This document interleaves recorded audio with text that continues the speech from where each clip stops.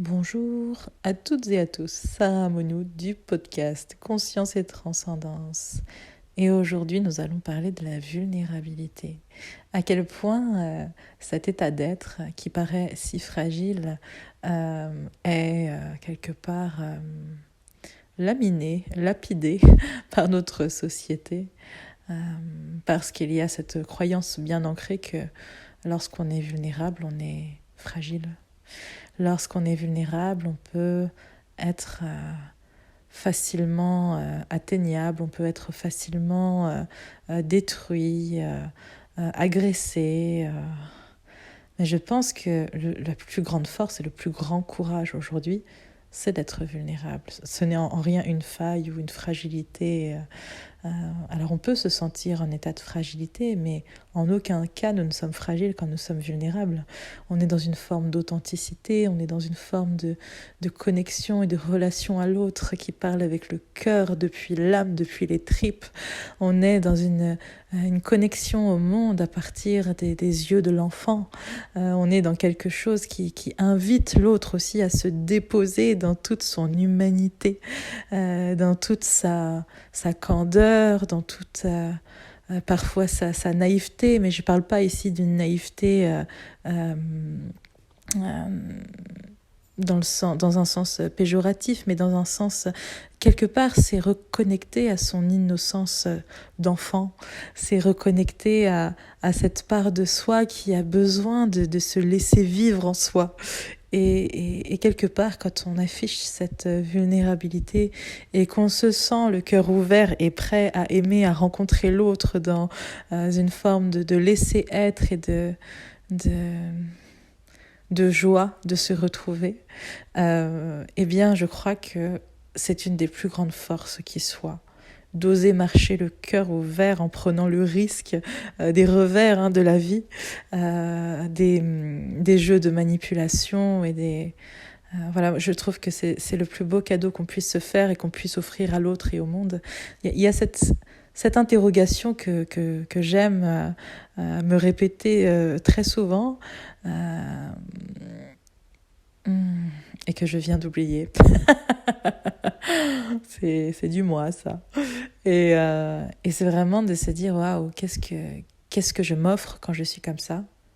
Qu'est-ce que j'offre au monde? Qu'est-ce que je nous offre? Et qu'est-ce que je nous offre et qu'est-ce que j'offre au monde?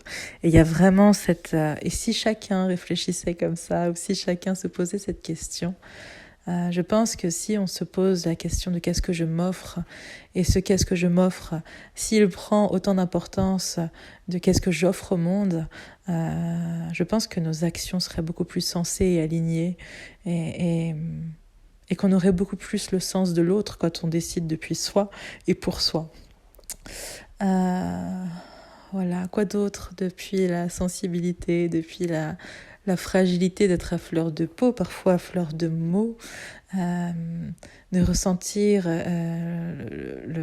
cette vertigineuse vie et à la fois d'en ressentir j'allais dire une sorte de jouissance de l'âme et de rencontre de soi, de l'autre, depuis l'autre et depuis soi, comme des miroirs qui s'inversent au gré des conversations et du temps.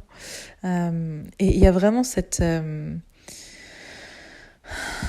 en fait, plus je vais être dans un état de vulnérabilité, d'humanité, d'imperfection accueillie, en fait, et plus je vais rencontrer des personnes qui vibrent comme ça.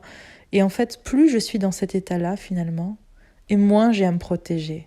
Parce que ce que je vibre, je l'attire. Donc quand je suis dans cet état de vulnérabilité, j'attire des personnes qui sont dans cet élan d'authenticité et de vulnérabilité à partager.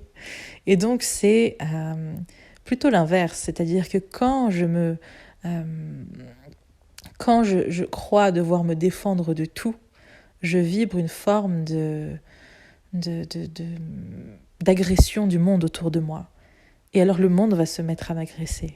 Donc c'est vraiment, plus j'affiche l'authenticité, plus je la vibre et plus je l'attire aussi en face de moi. Plus je vibre cette vulnérabilité, plus je l'attire en face de moi. Et parfois, il y a des personnes que l'on fréquente et Et on se laisse aller à cette vulnérabilité, à cette authenticité. C'est comme un cadeau. Et on se met et ils se mettent à nous réfléchir. Et ils se mettent à vibrer depuis leur cœur, à vibrer depuis leur être. Et je pense que si chacun se met à vibrer depuis son être, dans ses fragilités affichées, dans cette authenticité de cœur, je pense que c'est un très grand cadeau pour le monde. Et que le monde a créé les guerres depuis des cœurs fermés, et que l'on croit fermer son cœur pour ne pas souffrir de l'autre, mais c'est nous qui en souffrons. Ne pas ouvrir son cœur, en fait, c'est décider de garder son cœur fermé, c'est s'enterrer, en fait. C'est se fermer à toutes les possibilités d'aimer. Et quand je parle d'aimer, je ne parle pas d'une romance, d'une simple romance, mais d'aimer la vie, de la vivre. On n'a pas besoin d'être amoureux pour aimer, en fait. On n'a pas besoin d'être en couple pour aimer. Ça ne veut pas dire qu'il ne faut pas être en couple, évidemment, mais on peut aimer depuis soi, depuis rien, depuis tout. On peut aimer ce qu'on voit, on peut aimer être là où on en est aujourd'hui, on peut aimer... Il y a beaucoup de choses qu'on peut aimer, vraiment beaucoup de choses qu'on peut aimer depuis soi, sans forcément relationner. Et dès qu'on est dans cet état d'être où on aime, où on se reconnaît, où on a envie de rencontrer l'autre depuis cet espace, eh bien je crois qu'il nous arrive des miracles. Je ne sais pas si vous croyez aux miracles, moi j'y crois très fortement. Et je crois à toutes sortes de miracles, les plus petits et les plus grands. Et dès qu'on est dans cet état d'esprit-là, la route s'ouvre en grand. Et les rencontres que l'on fait, oh mon Dieu, les rencontres. Je ne sais pas si je vous ai parlé déjà dans un autre podcast que j'ai fait une partie du chemin de Saint-Jacques-de-Compostelle. Et à quel point cet état d'ouverture, d'authenticité. Et je suis partie juste avec ma tante et mon sac à dos sur le dos. Et les rencontres que j'ai faites en chemin, mais c'était... Je n'ai pas les mots. Parce que quand on marche, on est dans un état de... en fait, on n'a rien, mais on a tout. On est dans un état presque de transcendance, de grâce, en fait. On est dans un état de grâce. C'est comme si à chaque pas, il y avait des vœux de gratitude renouvelés. Alors, ça n'évite pas les moments un peu plus délicats. Mais les rencontres depuis un état d'esprit ouvert, ces rencontres-là, mais qu'est-ce qu'elles sont nourrissantes, qu'elles sont bienveillantes, elles nous redonnent foi en l'humanité, bien que je n'ai jamais perdu foi en l'humanité, mais il y a vraiment cette ouverture de cœur à cœur et on plonge dans cette essence du cœur. Il y a plus de distinction entre l'autre et soi, entre soi et soi et le monde, l'autre et le monde, et nous sommes tous le monde, et nous le devenons. Et je trouve qu'il y a des expériences comme ça qui nous rappellent que vivre, c'est ça aussi. Et j'aime beaucoup citer d'Ormesson qui a cité « Merci pour les roses, merci pour les épines », mais c'est tout à fait ça. Et à quel point, en vivant parfois, en se piquant à une épine, on se ferme à sentir toutes les roses. Et la vie, c'est cette succession d'événements qui nous font grandir, qui appellent à notre sagesse, qui nous rappellent notre sagesse. Et je crois que ce monde a grandement besoin d'authenticité, a grandement besoin d'être vu depuis les enfants que nous sommes. Et je nous invite, et moi la première, à me le rappeler au quotidien. Voilà, je ne suis pas toujours dans cet état d'esprit-là. À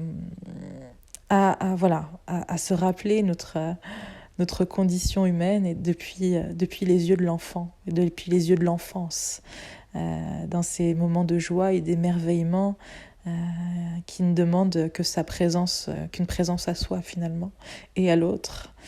Et voilà, j'avais envie de partager ces quelques bribes ces quelques bribes depuis l'enfant que je suis, qui iront, je l'espère, jusqu'à l'enfant que vous êtes et que nos enfants se rencontrent inlassablement et qu'ils rient du monde et qu'ils rient de nous. Et voilà, je vous embrasse très très fort. Merci infiniment voilà, pour tous vos témoignages qui sont extrêmement touchants, pour toutes ces, j'ai envie de dire presque ces roses que vous m'envoyez par vos mots et votre soutien, et je vous en suis infiniment reconnaissante. Je vous embrasse très fort et je vous dis à très bientôt.